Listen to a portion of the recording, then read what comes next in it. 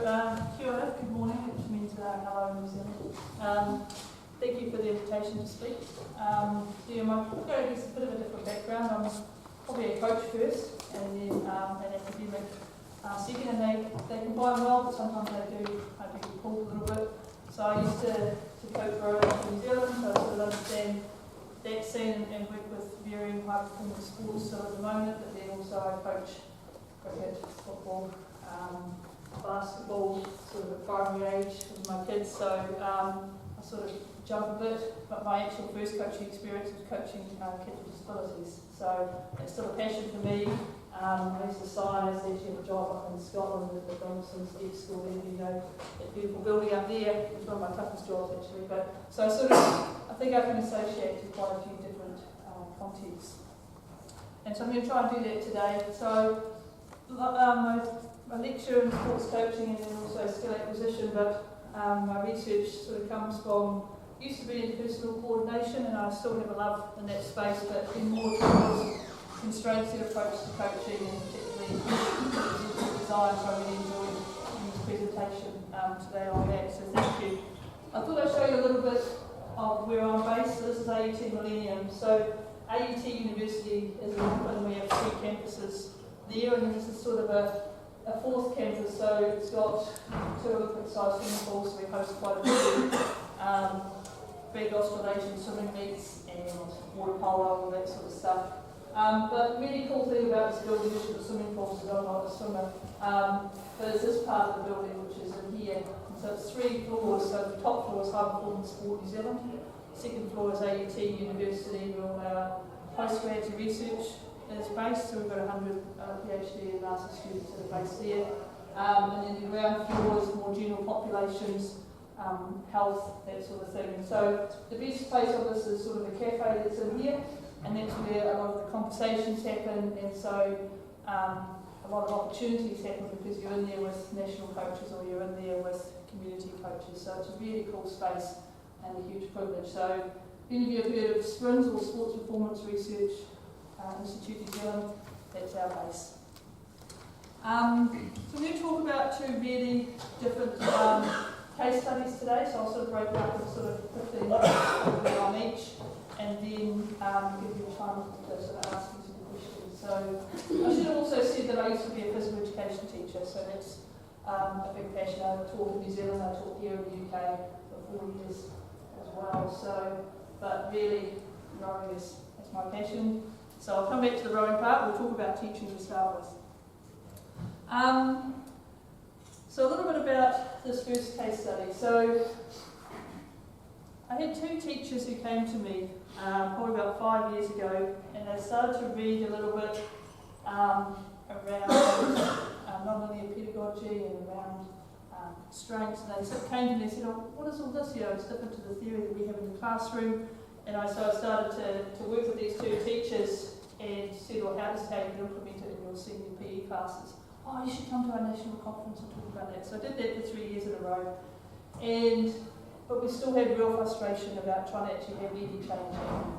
And so we started to dig a little bit deeper, and we started to talk, well, why are we having trouble? And they said, well, some teachers go, well, constraints is just 3GFU. I was like, oh, no, it's not, but we won't get into that debate right now. And so there was sort of reluctance to change, there wasn't really a big understanding. And then a couple of teachers said, oh, but our student teachers, they'll come in and they'll put some of this knowledge down the new teachers, but it hasn't actually made any change to the classroom. And I'll touch on that point a bit more in a moment. And so I guess in response to some of the work, Renshaw and Roy, but also Renshaw and Chow, saying we need to really understand it from what's happening inside the classroom. What is their challenge, rather than saying what they should do, but really understand, well, why are they not? So part of this presentation today is trying to look at, well, what are the really key constraints? Why are they not changing? There's no point in me saying you should teach this theory until I understand why are they not. And so I'm not sure what the system is here in terms of senior physical education. Maybe some of you might know, but there's a really underlying challenge in New Zealand, I think, where assessment heavily drives the teaching that happens. And so we see that now in our classrooms. you know, in higher education, students go, well, do I have to do that assignment? Or can I have a resit on something? Because they've come through an education system where they always have to do all the assignments, and they've already collected sort of enough points to pass some papers. It's a bit of a different system. And so when you talk to the teachers, there was a definite drive behind this. But also with the assessments, they have exemplars of how the assessment should be answered for the teachers to sort of give them some ideas. And when you look at the exemplars, it was heavily based on very outdated theory. And so that was causing problems for teachers to go, well, why should I be trying to teach what you're saying when the exemplars from the New Zealand Qualification Society, the powerhouse, is telling us this is what it should look like. And then sort of touching, I guess, on the student teachers is that, you know, we do have people coming through from the universities who have got some of the new knowledge, but there's a acculturation where they see the teachers teaching some of the older styles or different approaches, and then they just start doing what they used to do. And then also some of the professional development models, you know, be all involved in professional development, where it might only be for an hour, or it might be pulled in with other people you don't know, or you give it an artificial context, a bit like Stuart, your example, getting in with the hockey coach. When you're in their environment, it's much different. And so then we started to look at, well, how can we try and look at a different PD model as well to try and help teachers embrace some of this change. So this is the study and how it sort of came about, really. So we've got these two teachers, and they are part of two really big departments, really big schools in Auckland. One's a co-ed school, one's a big girls' school. It's the biggest girls' school in New Zealand, about 2,500 students, pretty big. And so what I did was I worked with these two teachers, and I said, right, I'm going to go through 6 weeks with you, and we're going to look at one of these 6 topics each week. And so I would sort of give a bit of an overview of the topic and go through some theory. We film it as well. And then we would spend the next hour going, right, how can we look at one of these topics and design teaching and learning activities for students, and also how can the teachers then use these activities. And then they went away, these two teachers, and wrote up a whole big unit of work, basically. And we had to try and be really clever about what's the existing standard and how can we make sure that the students aren't going to be learning something and then not get credited for that particular standard. So we had to make sure we use some of the terminology that would relate to that external standard. And so then they designed this unit of work. So I say unit, but I don't know what the word is here, like a 6-8 week section of topic. I don't know how that's framed here.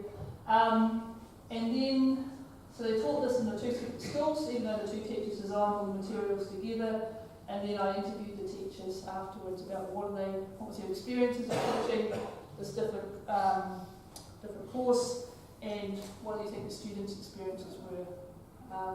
There had been some work previously by Renshaw and Moy, which was really good out of Australia, that looked at student teachers trying either a constraint approach or TGFU and comparing that.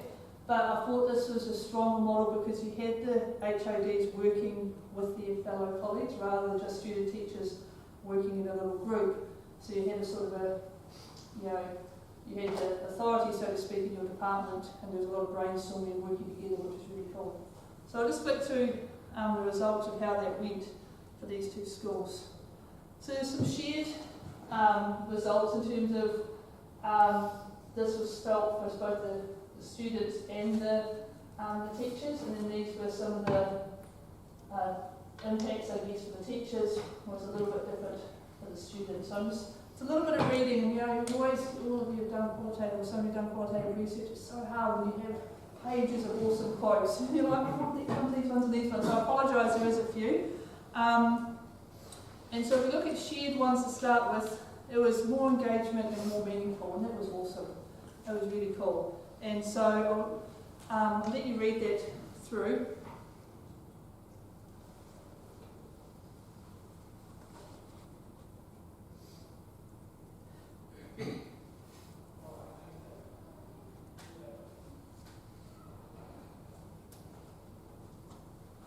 So I guess a few things there was that there's a bit more ownership from the students, and so I guess that led to that engagement and how meaningful it was.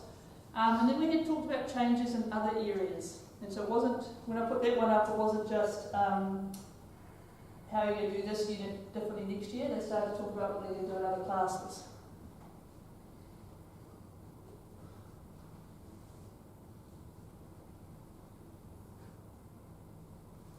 And then this was talking about a student who also coaches. So she was really excited as the student that contained she was coaching.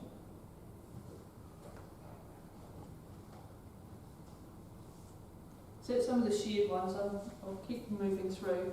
And then we looked about more success for the students. And there were two things that came through here. One, the teachers often talked about lower ability. I know we shouldn't categorise students like that, but they do have a reasonable number of students who don't do so well. And that came through a couple of times by both schools, that the ones who would normally struggle in this unit, less of them tended to struggle. And I didn't go through and collect this data. I think it's very hard to compare cohorts. But it was interesting that one teacher who, before we got to the focus group, she'd already gone through and gone, oh, but last year we had almost 20% fail this unit of work, and this year it's only almost 10%. So it was quite cool to see her already looking at that, but I haven't really used that in the write-up of this study.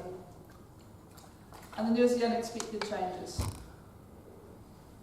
This is from the students, teachers talking about the students.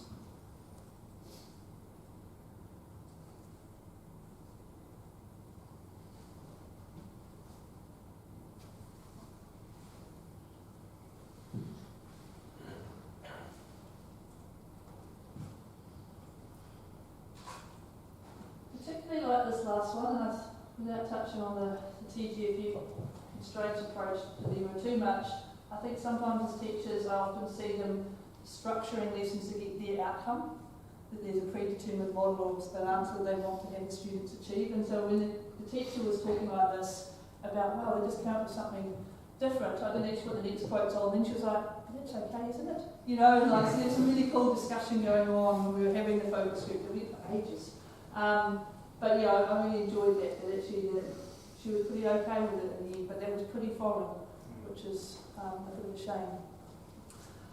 Changing the staff room conversation. So I'd sit there and have lots of conversations about how they're going to teach it, and then I thought you might like that last one. We do actually talk about football in New Zealand as well, it's not just rugby. But yeah, they were like, it's really cool having those types of conversations. So they were sort of getting that buzz out of that professional development. And learning from each other.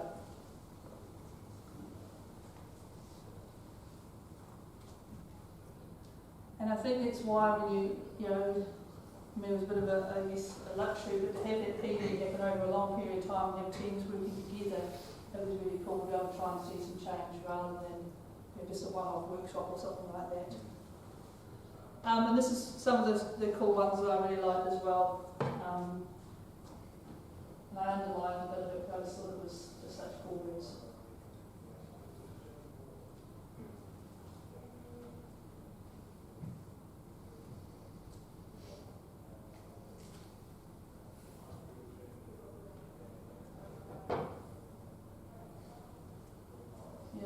The enthusiasm the teachers are talking about, that went back to their roots about why they actually started as teachers, and the feeling, when you sometimes, if you're teaching senior PE, it's very much this assessment, that assessment, a lot of pressure, and so for them to be able to have these feelings, that really made a massive difference.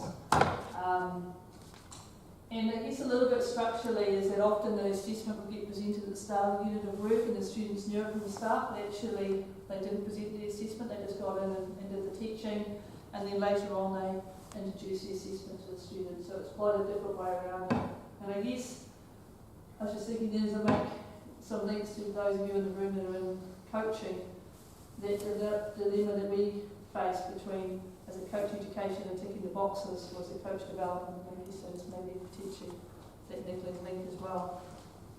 So where to next with these guys? So this was last year, they taught that. I got an email earlier in the week that they're doing it again this year. We're having trouble with the external moderation. So it was interesting, we voluntarily sent it away to be externally moderated, because you can get picked at random to have your moderations done, but they asked an assessor to look at it. and she had no idea. Even though she'd sat through different workshops at the PE New Zealand conference, she still was like, what is this theory, this doesn't make sense. So they were really going back and forth, trying to struggle to try and make the change there so it happens on the ground. But they were determined to make it happen, which is really cool. And there's also conversations going, we need to change this now in junior PE, so the terminology is the same, and how do we change the senior PE? So some really cool vertical curriculum changes going on in those two schools. And then just partway through, hopefully it'll be submitted in the next month or two to try and write this up. So that's sort of one context, I guess, in terms of what were some of the constraints that we could potentially change that allowed different affordances and behaviours to emerge. And so by saying to teachers, hey, we could still meet that standard if we worded things a little bit different, suddenly freed them up to be able to behave in a different way. Alright, let's change to my favourite sport, which is not rugby, which is rowing.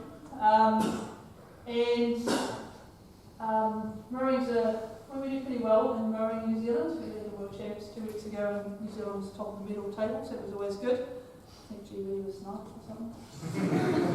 But not that you guys don't do too badly either for rowing. But I guess the question that came to me, so this is a little bit of a biomechanical presentation, but I want to get to the point, I want to show you some of the biomechanics stuff so they can say, well, how do we try and take that sport science knowledge to actually have change on the ground with the coaches. And so the question niggled away at me about, well, how representative are these two environments? And this guy here is not a rower. Do you have CrossFit here? Yeah. That's a funny sport. This guy is a CrossFit person. So it doesn't, our rowers don't look like that, they're really much bigger legs and not abs like that.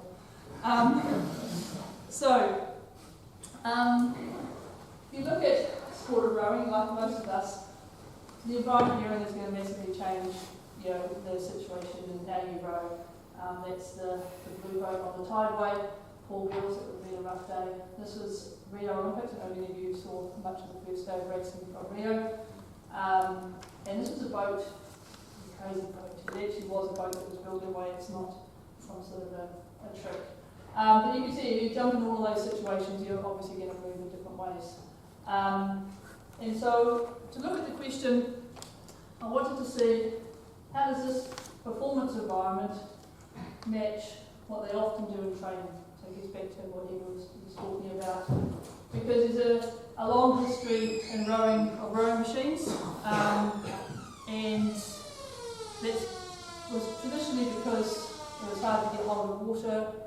Rowers need to train quite a lot, and so that's quite important. You can't always get on the water twice a day like you want to. And so, and then if you get to countries, up towards North America, you just can't get on the water that's frozen over for large periods of the year. So, rowing machines are around quite a lot. So those of you who don't know much about rowing, your bum's on wheels, so that's no good. So you only really can apply forces at your feet and at the blade. So we often measure that by how much force is coming off the hands or off the handle. So what we did here in this study is we took 4 high-performance elite rowers, and we got them to perform in 3 different environments. So one's called a sliding erg, I'll show you what that means in a moment. One's your typical fixed erg that you see in the gym, and one of them is in the water. I put them in a double skull because if they weren't necessarily, that's for 2 people. If they weren't necessarily really good in a single, I didn't want that to be a big impact on the result. So how does the same rower move in different situations is basically the question. And so this is your fixed rowing machine, you probably see in a gym, and this is a rowing machine put onto something called sliders. So quite an easy thing, you just heavy steel, put them on the ground, and it slides along. There are lots of other rowing machines, but this was the easiest one for me to keep the same equipment on the rowing machine rather than try and use something called a row perfect. And so we measured the handle forces and the foot forces in all those 3 conditions. And I'll come back to why I looked at their back positions, but we put markers on their backs to measure their back angles as well.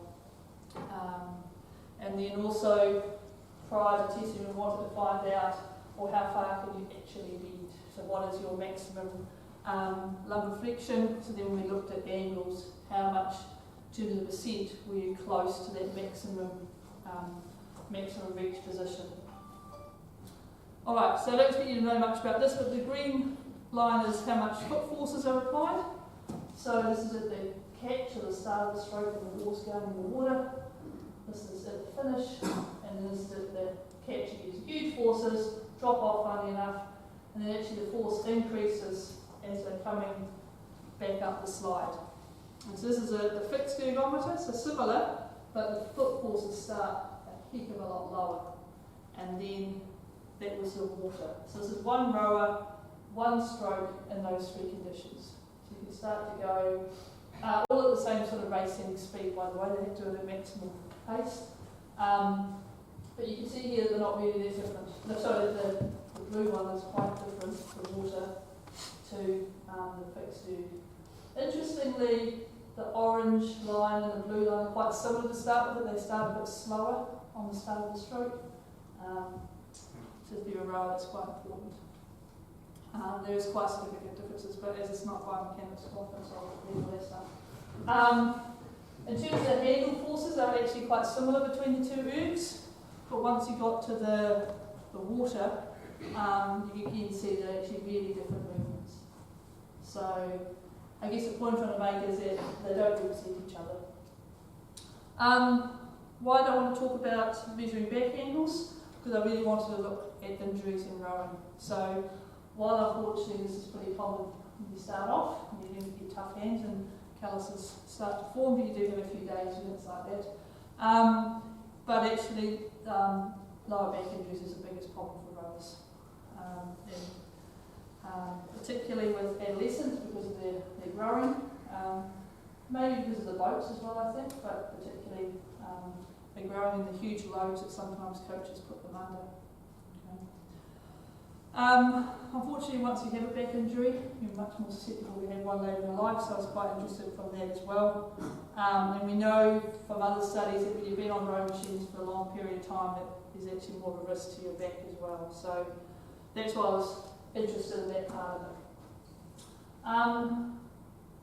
The other thing we know around, if I just show you the results of their back, is, I was talking about what's 100% of your range of motion. Luckily I work with some physios in my faculty, and so we look a lot at OTs and lifting and that sort of stuff. And it used to be, keep a straight back when you're lifting, but actually if you're around 80-85% of that maximum flexion, you actually can lift some quite good weight in terms of moving patients around. But as you start to get above that 85%, and your back's in quite a more vulnerable position in terms of injury. So what we did is we just looked at the first half of the stroke, so that's when they're in their most flexed position, and wanted to know is there any difference in their back positions between the three conditions. As you can see here, they are quite different. So on the water, you're only at about 85% of maximum reach. This is exactly the same rower, but by being on a different machine, they're now suddenly into quite a high risk area of their backs. And so I was quite passionate about this. I was like, wow, we can't have these people on rowing machines and they've got the highest foot forces, they've got the highest handle forces, and it's all happening here, and their backs are in the most vulnerable position. I really need to tell the coaches this. And so I went to an initial coaching conference and told them this, and not much changed. So I was like, okay, we've obviously got to look at it differently. So then I went back to, well, what are the key constraints, why are they not changing? And probably one of the biggest ones is that the ergs are used for testing, and they're used for training, and so there's a number there that people relate to. I even talked to our now high performance manager. She was a deputy at the time, and I was showing her all this data. She said, when I coach my rowers, I tell them how to move on the rowing machine, and I don't let them rush forward and pull really hard. And I said to her, so what do you test them on? Oh, on the rowing machine. And so they can't quite see this dilemma that there's ways to make the rowing machine do some really good numbers. And if you rush forward, pull really hard, that makes the machines work really well. And even like that hospital, if you lean back a bit more and pull a bit more of the chain out, the rowers know, they'll tell you, and they row differently for the tests. and I can't think of many sports, and maybe one of you can come up with one for me, where you train in such a different environment to your performance on. You don't go, I'm going to be a really good runner if I'm off to the treadmill every day, and I'll be a really good runner on the road. What's martial arts do? Do they? Golf. Golf? Yeah. How long is that? Oh, that was crazy. Yeah. I know, yeah, I have seen it. Yeah, I know. And you know, and they use them for convenience. And so I thought, well, I can't just tell them to stop using nukes. So I had to sort of take a different approach, and luckily I have a really good relationship with Row New Zealand. So I took about half a dozen coaches, the high performance coaches or scholarship coaches who are on the sort of the path for high performance. And I had a couple of hours with them, and I talked them through these results and things like that. And so I went through and I said, well, are there any differences between the waters and the erg? You know, and they've got a lot of knowledge. Oh yeah, do this, you do that, and this sort of thing. And so then I said, well, is there any differences between rowing machines? And our high performance centre in Karakura near Hamilton is got loads of rowing machines. I said, right, I want you to go on every single one and tell me what do you have to do differently on that machine to make that machine go really well. Okay? So this one here is in the gyms at the moment, doesn't really move a whole lot, so you have to use your legs a lot. It's like a leg press. And I'm like, oh yeah, it's really good for that, and you know, you've got to have really relaxed hands, and so they'd all start talking to each other. And I was like, oh, so we've got a rower who isn't very good at this, maybe this machine would really help them. Oh yeah. And in this machine, which is called a Row Perfect that Mahe's on, it's a really, really hard machine to row. And they get on there and the seats all wobbly, and it's really hard, and I've got to use my abs a lot. So I said, okay, so if you've got a rower who slumps a lot, would this machine help them? Oh yeah. And so then they started to think, actually, what are we doing with these ergs? And these ergs aren't really very useful for a whole lot. In fact, if any of you have ever been on them, they tend to be getting higher and higher off the ground with big fat Americans in the gym so they can get on them. They're not designed for runners.